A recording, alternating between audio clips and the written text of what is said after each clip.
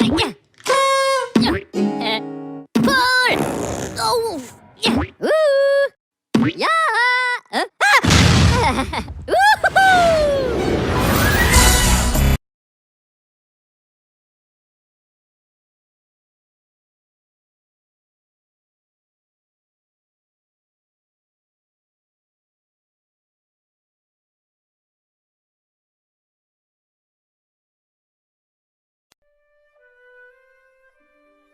Assalamualaikum. Halo semuanya. Pada video kali ini nanti kita akan bersama-sama sedikit mengulas mengenai sejarah dari perekonomian Islam pada masa lampau teman-teman semuanya. Oke, pokok-pokok bahasan yang akan kita bahas pada video pembelajaran kali ini apa-apa saja sih teman-teman? Baik, jadi pokok-pokok pembahasan yang akan kita sampaikan nanti kita akan membahas mengenai sejarah perekonomian pada masa Rasulullah SAW. Nah, selanjutnya nanti kita akan bahas pada masa zaman sahabat Nabi atau pada masa Khulafaur Rasyidin. Di sini apa-apa saja sih sumbangsi perekonomian yang dihasilkan atau ditelurkan oleh pada masa para sahabat Nabi. Dan selanjutnya nanti di sini kita akan bahas mengenai perkembangan perekonomian pada masa dinasti Umayyah, Abbasiyah, dan Utsmaniyah.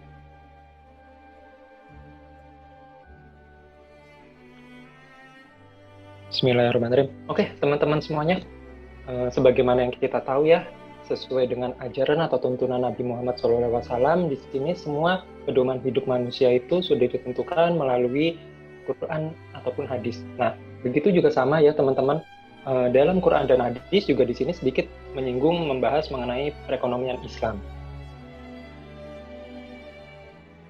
Nah, teman-teman, sebagaimana yang kita tahu, perekonomian di dalam Al-Quran ataupun hadis di sini itu juga bukan hanya membahas mengenai prinsip-prinsipnya antara manusia dengan Tuhan atau biasanya disebut sebagai prinsip ilahiyah. Nah, namun juga di sini bagaimana pedoman mengatur antara sesama makhluk hidup begitu, maksudnya di sini kita sesama manusia terhadap manusia yang lain ataupun kepada hewan ataupun pada tumbuhan atau biasanya disebut sebagai prinsip insaniyah. Nah, selain dari itu, kita bagaimana cara mengatur atau pedoman hidupnya di sini juga di dalam Al-Quran ataupun hadis, di sini kita juga dijelaskan gitu ya teman-teman. Istilahnya nanti apa-apa saja sih yang harus kita lakukan atau harus kita siapkan sehingga nanti di sini keberlangsungan hidup di masa mendatang itu masih tetap akan terus berjalan. Jadi tidak hanya berpikir untuk di masa lampau ataupun di masa saat ini, namun juga berpikir untuk di masa mendatang. Nah, teman-teman, sesuai dengan surat dari Al-Qisas ayat 77, bagaimana artinya bahwa dan carilah apa yang telah dianugerahkan Allah kepadamu, baik kebahagiaan dari negeri akhirat, dan janganlah kamu melupakan kebahagiaan dari kenikmatan duniamu, dan berbuat baiklah kepada orang lain, sebagaimana Allah telah berbuat baik kepadamu, dan janganlah kamu berbuat kerusakan di muka bumi. Sesungguhnya Allah tidak menyukai orang-orang yang berbuat kerusakan. Nah, dari ayat ini dapat kita petik ya teman-teman, di sini itu istilahnya tidak hanya berpikir untuk kepentingan saat ini atau kepentingan duniawi saja, namun di sini juga kita harus memikirkan juga kayak gitu istilahnya untuk kepentingan untuk di negeri akhirat ya kayak gitu teman-teman. Nah, terus habis itu di sini, nah selain kita bukan hanya untuk mementingkan kepentingan dunia dan akhirat, namun juga di sini itu di dalam surat dari Al-Qisas ayat 77 ini menjelaskan ya teman-teman, dalam setiap melakukan tindakan atau aktivitas di sini itu kita diusahakan harus jangan sampai berbuat kerusakan di muka bumi. Nah, jadi di sini maka dari sini kita dapat ambil intisari, kita juga boleh istilahnya untuk melakukan suatu aktivitas bukan hanya untuk kepentingan di dunia ataupun kepentingan di akhirat saja, namun di sini dua-duanya boleh dijalani, namun di sini itu harus sesuai dengan batasan-batasan tertentu atau istilahnya di sini itu tidak boleh merusak alam.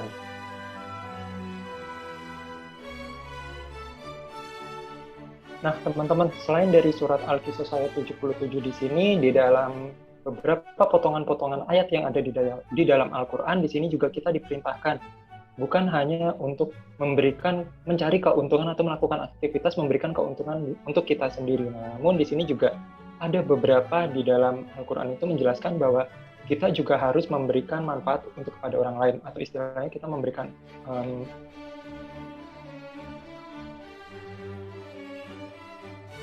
manfaat kepada orang lain. Dikarenakan kita itu hidup tidak hanya sendiri-sendiri saja ya teman-teman, namun kita hidup itu dengan berkelompok. Sebagaimana sesuai dengan surat Al-Munafikun, surat 63 ayat 10, yang artinya bahwa dan belanjakanlah atau infakkanlah sebagian dari apa yang telah kami berikan kepadamu sebelum kematian datang di antara kamu. Lalu ia berkata, ya Tuhanku, mengapa tidak menangguhkan kematianku sehingga waktu yang dekat menyebabkan aku dapat bersedekah atau berinfak dan aku termasuk orang-orang yang saleh. Nah, dari sini dapat kita ambil kesimpulan ya teman-teman, kayak gitu istilahnya. Jadi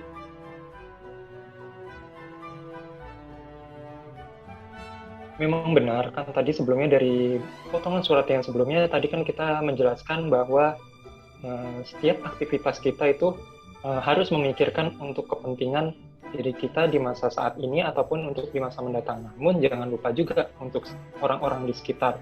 Sehingga nanti di sini juga apabila kita membantu orang-orang sekitar atau memberikan manfaat dari kita kepada orang-orang sekitar, pastinya juga nanti di sini kita akan mendapatkan pahala yang insya Allah nanti besaran pahalanya itu tergantung dari Allah Subhanahu wa Ta'ala yang akan menilai dari setiap niat baik kita yang akan kita berikan kepada sesama. Nah, selain dari surat Al-Munafikun ayat 10, di sini juga ada lagi ya teman-teman dari surat Al-Baqarah atau surat 2 ayat 264 yang artinya bahwa hai orang-orang beriman, janganlah kamu menghilangkan pahala sedekahmu dan menyebut-nyebutnya ataupun menyakiti perasaan si penerima. Seperti orang menafkahkan hartanya karena ria kepada manusia dan tidak beriman kepada Allah Subhanahu wa Ta'ala pada hari kemudian. Untuk hari kemudian, maka perumpamaan orang itu seperti batu yang licin di atas tanah. Kemudian batu itu ditimpa hujan lebat, lalu menjadikan dia bersih tidak bertanah. Mereka tidak menguasai sesuatu pun dari apa yang mereka usahakan, dan Allah tidak memberi petunjuk kepada orang-orang yang kafir. Nah, dari sini juga kita dapat ambil intisari ya teman-teman, atau kesimpulan bahwa apabila kita ibaratnya membantu sesama atau ibaratnya memberikan manfaat kepada sesama atau memberikan manfaat kepada orang-orang sekitar di sini, janganlah kalian mengungkit-ungkit dari apa yang sudah kalian berikan di sini. Biarkan Allah Subhanahu wa Ta'ala yang bakalan menilai dari tindakan kebaikan yang kita berikan kepada orang lain. Nah, teman-teman, sepertinya juga bukan hanya di dalam Islam saja ya yang membahas mengenai kebaikan-kebaikan sedekah. Mungkin di sini saya ambil contoh beberapa cuplikan dari beberapa bisa dibilang sih kitab suci dari agama lainnya, teman-teman. Mungkin teman-teman bisa membaca dari cuplikan dari Alkitab di sini bahwa kita itu sebagai makhluk sosial, istilahnya tidak bisa hanya hidup sendiri-sendiri kayak gitu. Jadi di sini kita perlu membantu orang lain. Ini dari cuplikan Alkitab, dan satu lagi di sini cuplikan dari kitab Tripitaka. Ini bisa kalian baca sendiri ya teman-teman.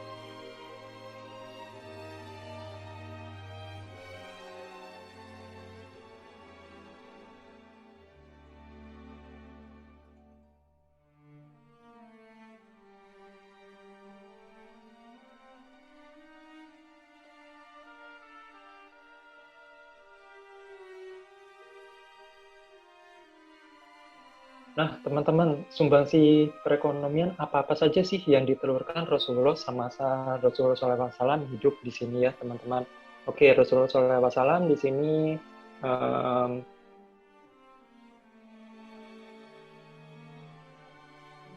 Rasulullah SAW saat memimpin antara tahun 1 sampai tahun 10 Hijriah atau pada tahun Masehi tahun 622 hingga 632 Masehi, sumbangsi perekonomian yang ditelurkan Rasulullah yang pertama. Di sini kita bisa lihat ya teman-teman. Oke, pada saat Nabi pindah atau hijrah dari kota Makkah ke Madinah, sebagaimana yang kita tahu di sini itu pada saat awal pertama kali negeri Madinah di sini, pada saat masa Rasulullah hijrah di sini bisa dibilang negeri Madinah tersebut itu tidak memiliki pemasukan ya ataupun pengeluaran sama sekali. Nah, jadi di sini itu Rasulullah SAW berinisiatif bahwa di sini itu menetapkan seluruh penduduk dari Madinah di sini membayar ghanimah Apa sih ghanimah itu? Jadi di sini itu pengumpulan dari seluruh harta, baik itu zakat mal ataupun zakat fitrah. Nah, dari seluruh zakat mal ataupun zakat fitrah yang telah dikumpulkan Rasulullah SAW ini, nah maka itu disebut sebagai ghanimah. Nah, nanti digunakan untuk seluruh pengeluaran dari negara, entah itu mungkin memperluas wilayah ataupun di sini untuk jalannya operasional dari negeri Madinah, seperti itu teman-teman ya, kayak gitu istilahnya.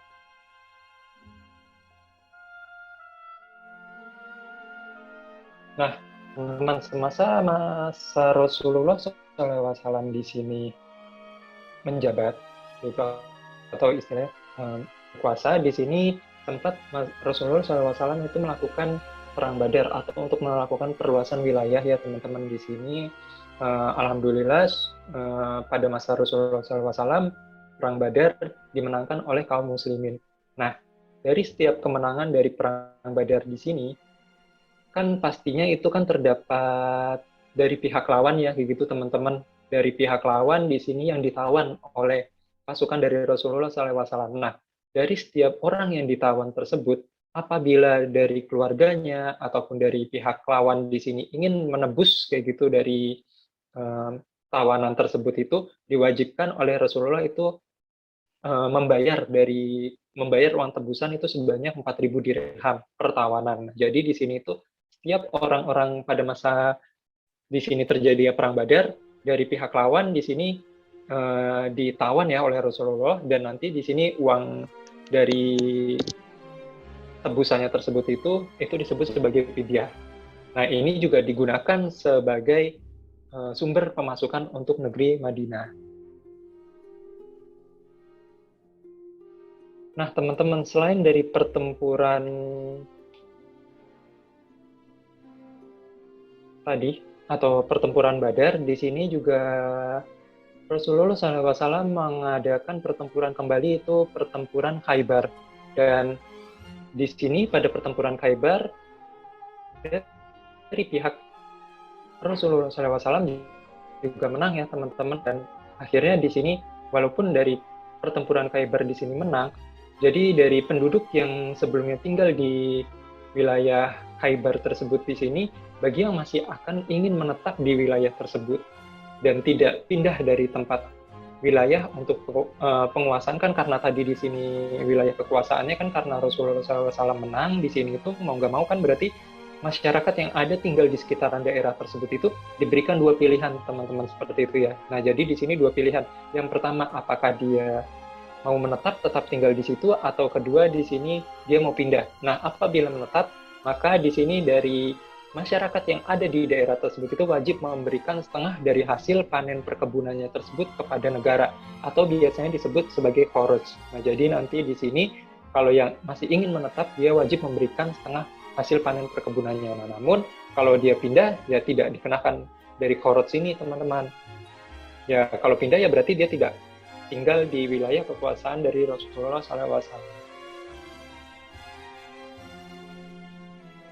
Nah, teman-teman, selain tadi Rasulullah SAW memberikan opsi kepada penduduk tersebut, penduduk yang sudah tinggal di daerah tersebut namun tidak mau pindah, di sini juga untuk penduduk yang dimenangkan wilayah-wilayah kekuasaannya oleh Rasulullah SAW, jika di dalamnya masih terdapat warga non-Muslim, di sini itu Rasulullah SAW masih mengizinkan untuk warga tersebut itu untuk tetap tinggal di daerah tersebut. Namun di sini dari warga non-Muslim tersebut dikenakan jizyah atau pajak ya teman-teman. Nah, di sini mereka itu diwajibkan untuk membayar sebanyak 1 dinar per tahun. Gunanya untuk apa sih? Untuk memberikan perlindungan harta ataupun jiwa, ataupun untuk beribadahnya. Nah, jadi semasa Rasulullah SAW di sini menang dari pertempuran tersebut dengan meluaskan wilayah kekuasaannya, di sini Rasulullah SAW juga masih memberikan toleransi atau memberikan kesempatan untuk warga yang tetap tinggal di wilayah tersebut yang beragama non-Muslim di sini masih tetap untuk bisa melakukan ibadah.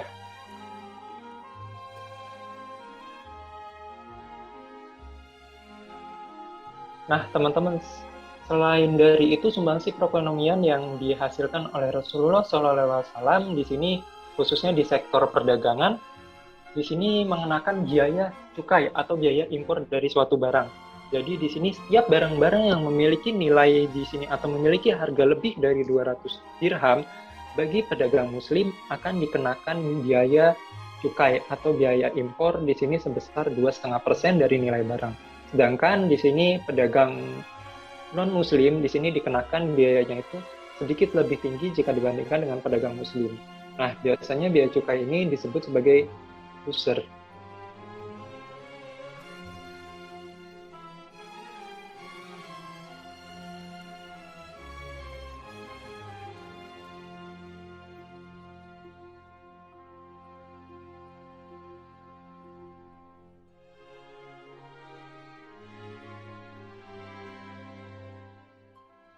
Nah, teman-teman, itu tadi penjelasan mengenai sumbangsi perekonomian yang ditelurkan pada masa Rasulullah SAW. Nah, selanjutnya pada masa Khulafaur Rasyidin di sini terbagi menjadi 4 ya, teman-teman. Yang pertama ada Abu Bakar As-Siddiq, yang kedua nanti di sini ada Umar ibnu Khattab, yang ketiga di sini ada Utsman bin Affan, dan yang keempat di sini ada Ali bin Abi Thalib. Oke, semasa sahabat Nabi dari Abu Bakar As-Siddiq radhiyallahu anhu di sini menjabat atau berkuasa atau memberikan sumbangsi perekonomian di sini antara tahun 632 sampai 634 Masehi. Nah, sumbangsi apa saja sih yang ditelurkan pada masa Abu Bakar As-Siddiq untuk perekonomian? Baik, yang pertama di sini pada masa Abu Bakar As-Siddiq di sini beliau mendirikan Baitul Mal. Gunanya untuk apa sih Baitul Mal di sini? Sebagai lembaga untuk menyalurkan zakat kepada yang berhak. Nah, jadi nanti di sini setiap zakat-zakat yang dikumpulkan pada masa Rasulullah SAW di sini setiap zakat-zakat yang sudah ditentukan di sini besarannya ketetapannya pada masa Rasulullah SAW dan diwajibkan kepada seluruh masyarakat di sini dari seluruh harta tersebut dikumpulkan melalui Baitul Mal. Nah, bisa dibilang sih kalau di Indonesia itu contohnya kayak Basnas ya, kayak gitu teman-teman. Nah, nanti di sini dari Basnas yang tersebut menyalurkan zakat terhadap orang-orang yang berhak, seperti itu teman-teman. Nah, selain itu di sini sumbangsi perekonomian yang dilakukan pada masa Abu Bakar As-Siddiq. Nah, kalau pada masa Rasulullah SAW kan tadi di sini untuk yang warga negara non-Muslim masih boleh tetap tinggal di wilayah tersebut, namun diwajibkan membayar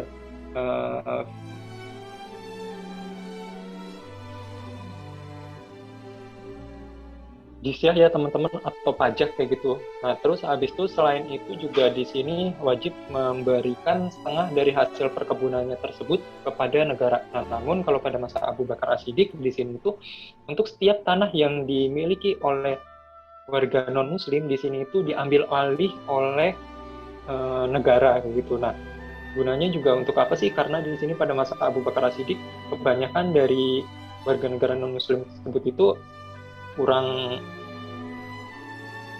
ini ya, kayak gitu istilahnya memberikan zakat. Nah, jadi di sini tuh lebih ditekankan lagi apabila zakatnya di sini tidak dibayar, maka diberikan konsekuensi tanahnya itu akan diambil oleh negara.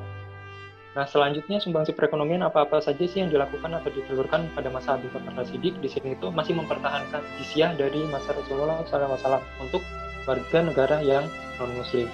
Nah, selanjutnya pada masa Umar ibnu Khattab di sini berlangsung antara 634 sampai 660 Masehi. Sumbangsi perekonomiannya di sini yang pertama masa Umar ibnu Khattab itu memperluas kembali lagi ekspansi wilayah dari bukan hanya di kisaran Mekah ataupun Madinah, namun di sini memperluas wilayahnya dari seluruh Jazirah Arab, Iraq, Persia, sebagian Romawi atau biasanya sekarang itu kita kenal sebagian Romawi itu di kisaran antara Turki kayak gitu, dan membagi pusat-pusat pemerintahannya itu bukan hanya di Mekah dan Madinah, namun membagi pusat-pusat pemerintahan tersebut ada di Damaskus, Jazirah, Basrah, Kufah, Palestina ataupun Mesir. Nah, jadi kan kalau semakin luas dari ekspansi wilayah tersebut, nah maka sumber pemasukan bagi negara juga akan semakin besar, seperti itu teman-teman. Teman-teman, pada masa Umar ibnu Khattab di sini ada satu yang unik nih teman-teman. Bagaimana yang kita tahu kan tadi Khoroj itu istilahnya dari setengah hasil perkebunan yang dihasilkan dari warga yang non-muslim di sini itu diserahkan kepada negara. Nah, di sini terkumpul di wilayah Bahrain, teman-teman. Di sini tuh dari hasil panennya tersebut dari warga negara non-Muslim di sini itu terkumpul oleh negara itu sebanyak 500.000 dirham untuk di wilayah Bahrain. Nah, bisa dibilang untuk 500.000 dirham pada masa zaman dahulu di sini itu cukup besar sekali ya teman-teman kayak gitu. Nah, maka di sini pada masa Umar Ibn Khattab di sini melakukan inovasi dari Baitul Mal yang sudah dikembangkan oleh pada masa tadi ini ya teman-teman. Pada masa Abu Bakar As-Siddiq kan tadi mendirikan Baitul Mal. Nah, namun pada masa Umar Ibn Khattab melakukan inovasi kembali lagi dari Baitul Mal tersebut. Nah, karena di sini besaran nilai nominalnya cukup banyak, 500.000 dirham untuk satu wilayah saja ya teman-teman, ini khusus untuk di wilayah Bahrain saja. Nah, kan di sini kan untuk wilayah pada masa Khulafaur Rasyidin, pada masa Umar Ibn Khattab kan cukup luas banget ya teman-teman, bukan cuma hanya di wilayah Arab saja, namun ada di wilayah Irak, Persia, Romawi, dan beberapa wilayah-wilayah lainnya. Nah, di sini eh, sahabat Nabi Umar Ibn Khattab melakukan inovasi dengan melakukan pembagian bertahap dari eh, hasil dari perkebunan tersebut. Nah, teman-teman, sumbangsi perekonomian yang ditelurkan pada masa Umar Ibn Khattab selanjutnya adalah melakukan pengurangan dari beban pajak barang. Sebagaimana yang kita tahu kan tadi pada masa Abu Bakar As-Siddiq kan di sini ditetapkan untuk pada masa Rasulullah SAW di sini kan ditetapkan untuk barang-barang atau pajak barang di sini itu ada persentasenya ya kayak gitu teman-teman. Nah, pada masa Umar Ibn Khattab di sini itu disesuaikan kembali lagi untuk pajak barang-barang yang dihasilkan.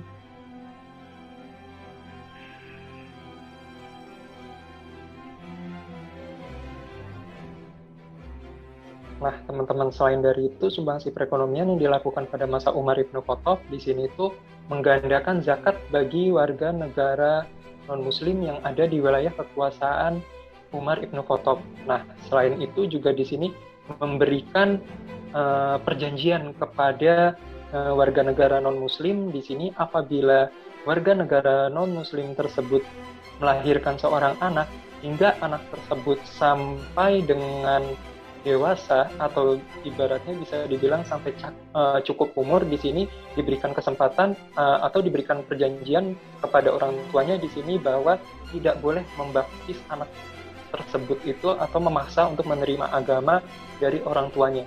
Nah kan kalau di sini kan semasa Umar Ibn Khattab kan di sini berkuasa kan berarti kan sebagian besar untuk agama yang diterima oleh negara kan itu agama Islam. Nah, namun di sini pada saat anak tersebut lahir, kalau misalkan kedua orang tuanya non-Muslim di sini itu untuk anaknya tersebut itu diberikan perjanjian kepada orang tuanya tidak boleh membaptis anak tersebut sampai dengan anak tersebut dewasa. Nah, setelah dewasa baru anak tersebut baru boleh memilih apakah masih tetap ingin mengikuti agama sesuai dengan negara ataukah anak tersebut ingin mengikuti agama sesuai orang tuanya. Nah, biasanya di sini tuh pada Bani Taglib ya teman-teman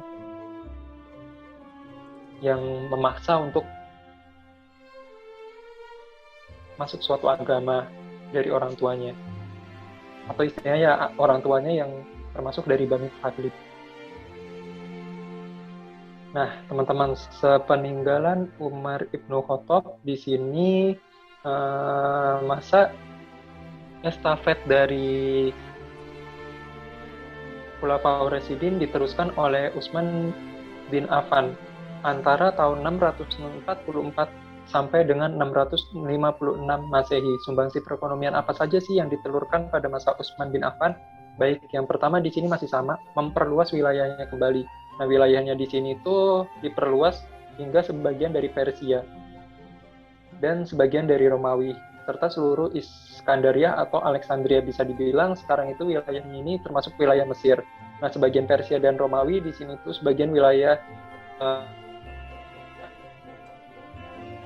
itu ekonomian di Bali di sini pada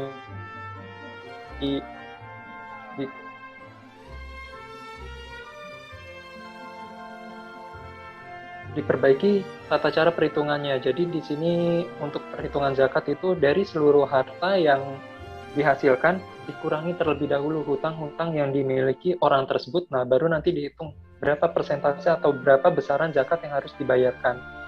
Nah, selanjutnya setelah pada masa Utsman bin Affan di sini diteruskan estafet kepemimpinan Khulafaur Rasyidin oleh Ali Abi Thalib ya teman-teman, antara 656 sampai 660 Masehi. Di sini sumbangsi perekonomian yang ditelurkan pada masa Ali Abi Thalib adalah melakukan inovasi dari sistem pembayaran gaji. Tadinya di sini pembayaran gaji itu cuma hanya bulanan, namun di sini dilakukan inovasi sistem pembayaran gaji oleh Ali bin Abi Thalib di sini dengan sistemnya mingguan.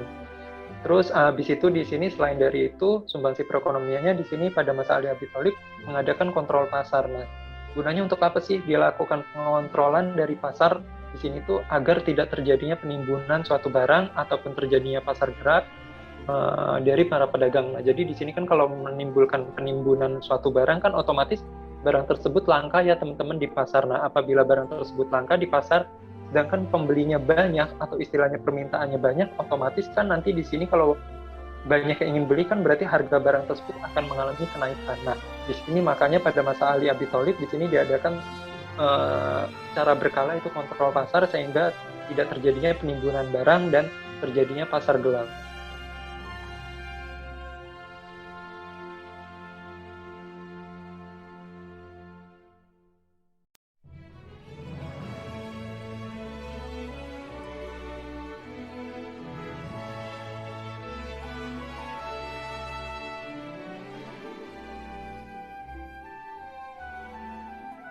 Oke, teman-teman, sepeninggalan masa Rasulullah SAW dan sepeninggalan masa Khulafaur Rasyidin, estafet dari sistem perekonomian diteruskan oleh beberapa dinasti-dinasti. Yang pertama nanti di sini ada dinasti Umayyah yang berkuasa antara tahun 660 sampai dengan 750 Masehi.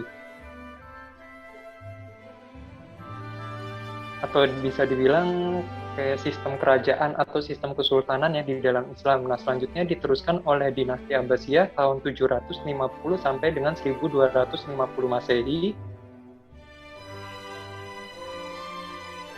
Dan diteruskan oleh dinasti Utsmaniyah antara tahun 1250 Masehi hingga dengan tahun 1924 Masehi. Nah, setelah dinasti Utsmaniyah di sini runtuh tahun 1924 di sini, maka lahirlah negara baru itu disebut sebagai negara Republik Turki.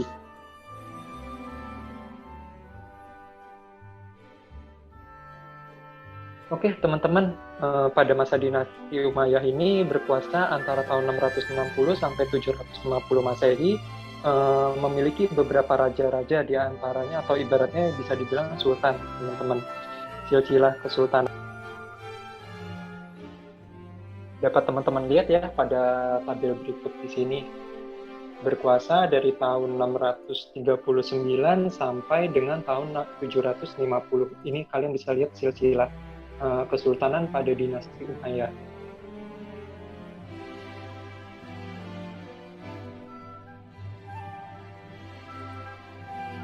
Oke, ide perekonomian yang ditelurkan pada masa dinasti Umayyah di sini apa-apa saja sih teman-teman?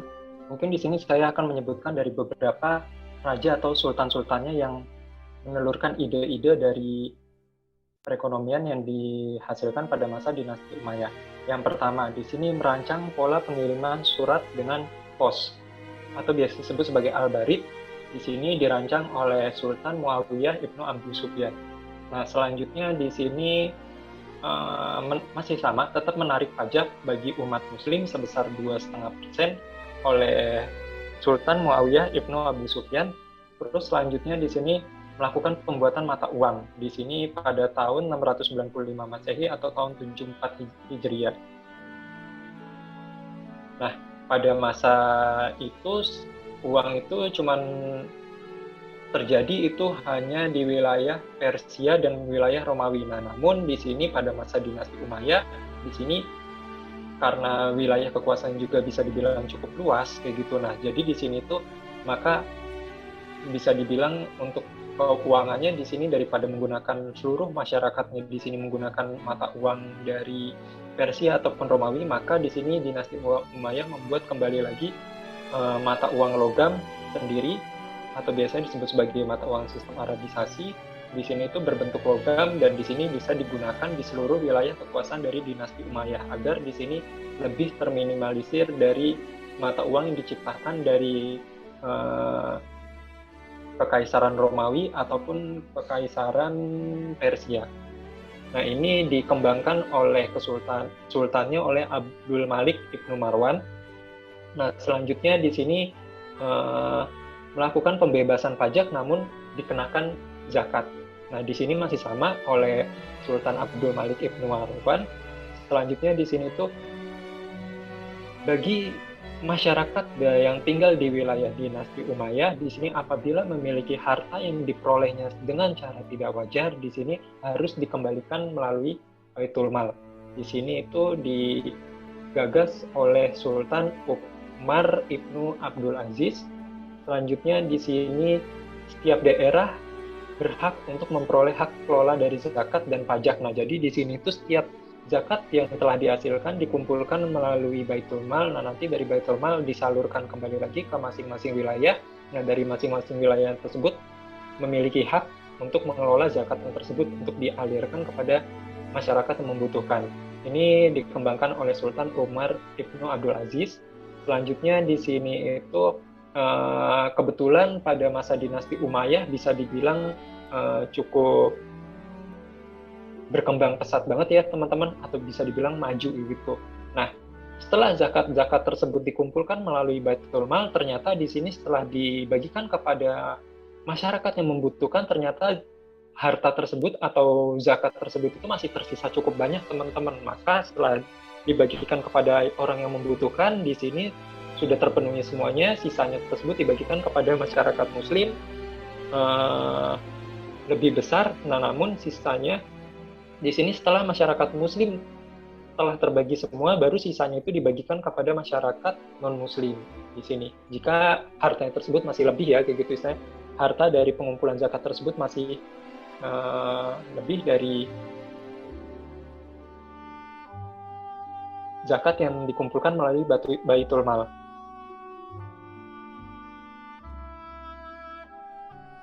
Nah, teman-teman, kok kalau dipikir-pikir kok bisa sih kayak gitu istilahnya harta tersebut itu ibaratnya sudah dibagi-bagi kepada orang yang membutuhkan, masih sisa, dari sisanya tersebut dibagikan kembali lagi kepada warga negara Muslim di sini istilahnya yang sudah tidak membutuhkan harta, namun di sini masih dibagikan kembali lagi.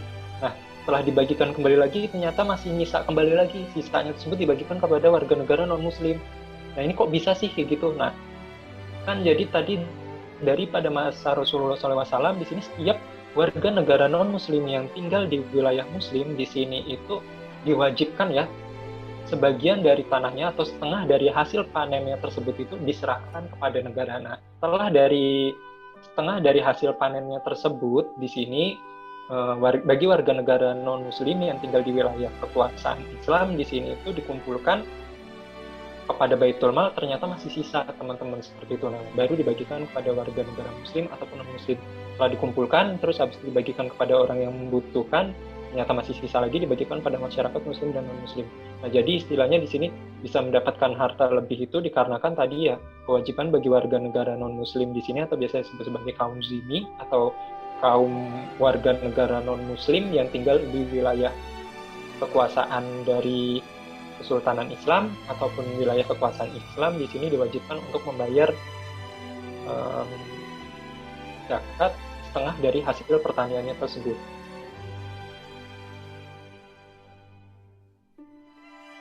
Nah, teman-teman, selanjutnya pada masa dinasti Abbasiyah di sini itu berkuasa antara tahun 750 sampai dengan 1250 Masehi. Salah satu Sultan yang paling terkenal pada masa dinasti Abbasiyah ini adalah Sultan Harun al-Rasyid. Mungkin kalian sempat dengar ya kayak gitu istilahnya, ada raja yang disebut Raja Harun al-Rasyid. Ini benar adanya kayak gitu ya teman-teman. Raja dari Harun al-Rasyid ini hidup pada masa dinasti Abbasiyah antara yang menguasai dunia antara tahun 750 sampai dengan 1250 Masehi. Nah, raja-rajanya yang berkuasa pada dinasti Abbasiyah apa-apa saja sih teman-teman? Nah, berikut silsilah kesultanan dari dinasti Abbasiyah.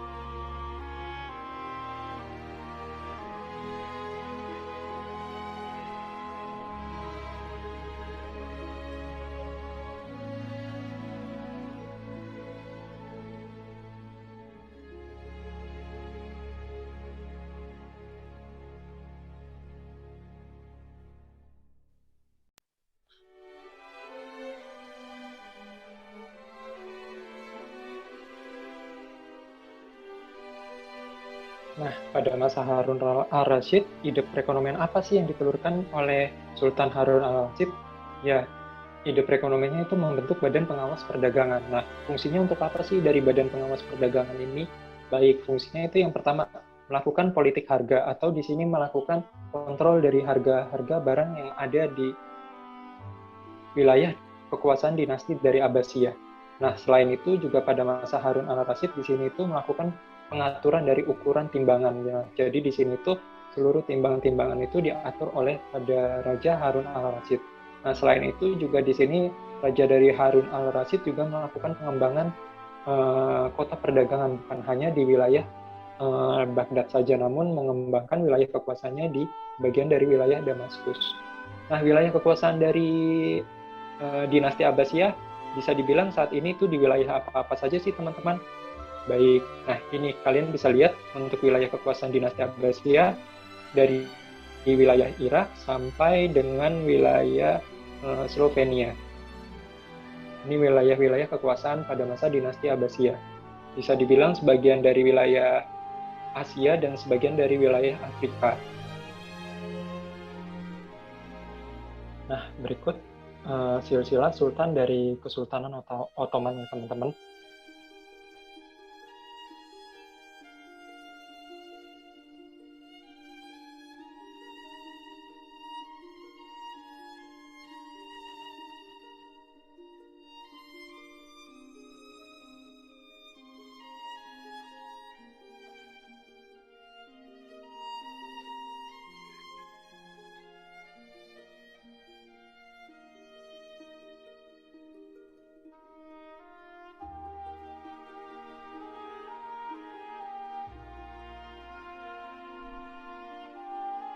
Nah, ide-ide ekonomi apa sih yang ditelurkan pada masa dinasti Utsmaniyah?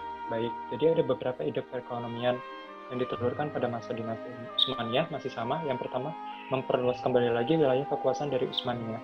Nah, nanti pada slide berikutnya nanti kita bakalan lihat ya teman-teman, hingga dengan akhir kekuasaan dinasti Utsmaniyah, wilayah-wilayah kekuasaan mana-mana saja sih yang termasuk wilayah dinasti kekuasaan Utsmaniyah. Oke, selanjutnya di sini juga yang kedua memberikan kebebasan administrasi kepada seluruh provinsi-provinsinya. Jadi di sini seluruh administrasi dari provinsi-provinsi diberikan kebebasan untuk mengatur jalannya suatu kegiatan operasional dari setiap masing-masing wilayah. Nah, selanjutnya di sini juga membangun dari jalur karavanserai atau memberikan keamanan kepada para pedagang yang mengirimkan barang ataupun memberikan penginapan kayak gitu. Baik pedagang yang dari wilayah Asia mau menuju wilayah Eropa ataupun pedagang dari wilayah Eropa menuju wilayah Asia. Nah, selanjutnya sumbangsi perekonomian dilakukan pada masa dinasti Utsmaniyah ini membangun bank sentral. Nah, pada masa dinasti Utsmaniyah, bank sentral yang diberikan nama yaitu Galata Saraf Utsmani Bankasi. Tugasnya ngapain aja sih kalau bank sentral dari dinasti Utsmaniyah? Tugasnya itu yang pertama membantu dari perdagangan, melakukan pertukaran falas, memberikan kredit konsumtif kepada masyarakat, dan melakukan pengaturan APBN. Bisa dibilang cukup luas ya teman-teman tugas dari fungsi bank sentral pada masa dinasti Utsmaniyah. Sedangkan kan kalau kayak di kita di Indonesia, di sini kan tugasnya dari bank sentral hanya tugasnya mengatur dari sistem pertukaran falas. Di sini maksudnya mengatur kursnya kayak gitu. Nah, terus habis itu mengatur batasan kredit, baik itu kredit konsumtif ataupun kredit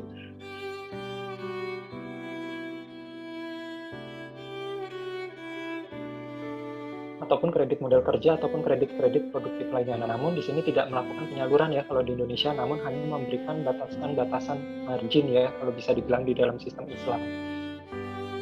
Sama melakukan pengaturan dari harus uang masuk dan uang keluar yang ada di wilayah Negara Kesatuan Republik Indonesia.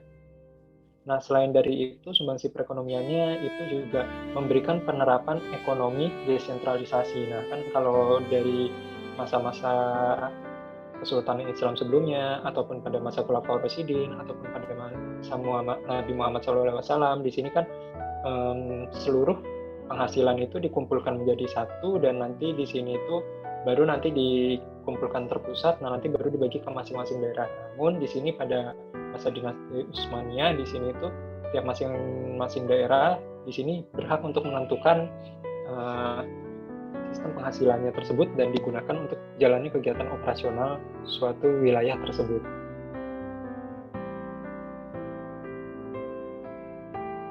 Nah, selanjutnya di sini itu juga dari Kesultanan Utsmaniyah atau Sultan Utsmaniyahnya di sini juga mengatur dari harga-harga barang yang berlaku di pasar.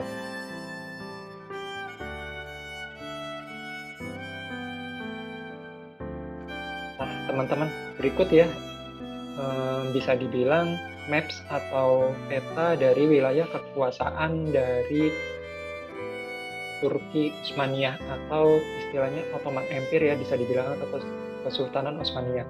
Di sini yang di bagian berwarna merah ya, sebagian berada di wilayah Eropa. Mungkin bisa dibilang saat ini wilayah ini itu kalau tidak salah tuh wilayah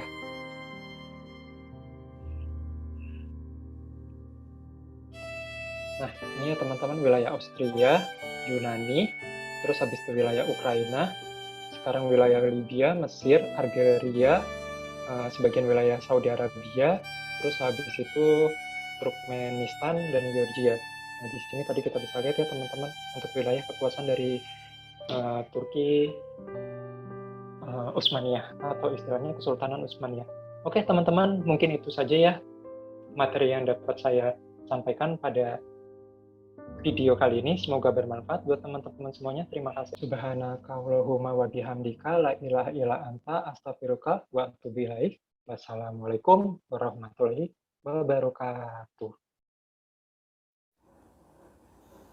Assalamualaikum warahmatullahi wabarakatuh. Perkenalkan, nama saya Tarisa Safia Tantiana dengan nomor NIM 19082032233. Di sini saya akan menjelaskan tentang perbandingan analisis diskon cash flow antara dua emiten. Sejarah perusahaan Total Bangun Persada. Berdiri dengan nama awal PT Cahaya Rimba Kencana yang dibangun pada tanggal 4 September 1970, lalu perusahaan ini berubah nama menjadi PT Total Bangun Persada pada tahun 1981. Melalui proses pematangan profesional, perusahaan berjuang dengan keras untuk memposisikan diri dalam kompetisi jasa konstruksi bangunan gedung. Pada tahun 1986, Total memperoleh penggunaan perancah besi untuk konstruksi bangunan di Indonesia. PT Total Bangun Persada melakukan tanggal IPO pada tanggal 25 Juli 2006 dengan total saham yang terdaftar sebesar 2.750 juta. IPO sendiri merupakan singkatan dari bahasa Inggris yaitu Initial Public Offering. Maksudnya, merupakan kondisi yang mana perusahaan akan menjual sebagian sahamnya kepada publik atau masyarakat umum yang tujuannya untuk mendapatkan dana tambahan guna melancarkan operasional perusahaan maupun mempercepat kegiatan ekspansinya. Data laporan keuangan perusahaan TOTL pada tahun 2020. Total pendapatan perusahaan TOTL pada tahun 2020 yaitu sebesar 2,3 miliar rupiah. Total aset pada 2020 yaitu sebesar 2,89 miliar rupiah dan total liabilitas yaitu sebesar 1,750 miliar rupiah. Assalamualaikum warahmatullahi wabarakatuh. Selanjutnya perkenalkan, nama saya Widi Astuti Ramadhani dengan nomor NIM 1908203246. Sejarah perusahaan CMNP. Awal berdirinya perusahaan CMNP 13 April 1987. Sebuah perusahaan konsorsium terdiri dari beberapa badan usaha milik negara atau BUMN dan perusahaan swasta nasional yang bergerak di bidang infrastruktur, khususnya pengusahaan jalan tol dan bidang terkait lainnya. Perusahaan ini pertama kali melakukan IPO pada tanggal 10 Januari 1995 dengan total saham terdaftar 500 miliar. Berdirinya CMNP membuka era baru kemitraan masyarakat dan swasta dalam pengusahaan jalan tol, melalui perannya membangun jalan tol ruas Cawang sampai Tanjung Priok sepanjang 19,3 km. Keberhasilan pelaksanaan pilot proyek tersebut membuat pemerintah memberikan kepercayaan kepada CMNP untuk membangun jalan tol ruas Priok sampai jembatan 3 Pluit sepanjang 13,93 km. Data laporan keuangan perusahaan CMNP tahun 2020. Total pendapatan 1,7 miliar rupiah, total aset 15.160 miliar rupiah, total liabilitas 6,766 miliar rupiah. Perbandingan diskon cash flow antara dua emiten. Yang pertama ada present value. Present value dari TOTL sebesar 535,68 dan present value dari CMNP yaitu sebesar 1.411. Yang kedua ada price. Price TOTL sebesar 370 dan price CMNP yaitu 1.540. Yang ketiga ada ROE atau ratio of equity. ROE TOTL sebesar 9% dan ROE CMNP yaitu sebesar 6%. Yang keempat ada DER atau Debt Equity Ratio. TOTL sebesar 1,57 dan CMNP sebesar 1,47. Yang kelima ada dividend yield. Dividend yield dari TOTL yaitu sebesar 2,85 sedangkan CMNP yaitu sebesar 0. Yang terakhir yang menjadi penentu layak atau tidaknya suatu emiten untuk diinvestasikan yaitu MOS atau Margin of Safety. TOTL sebesar 34% dan CMNP yaitu sebesar minus 2,45%. Jadi dapat disimpulkan bahwa perusahaan TOTL merupakan perusahaan yang layak untuk diinvestasikan.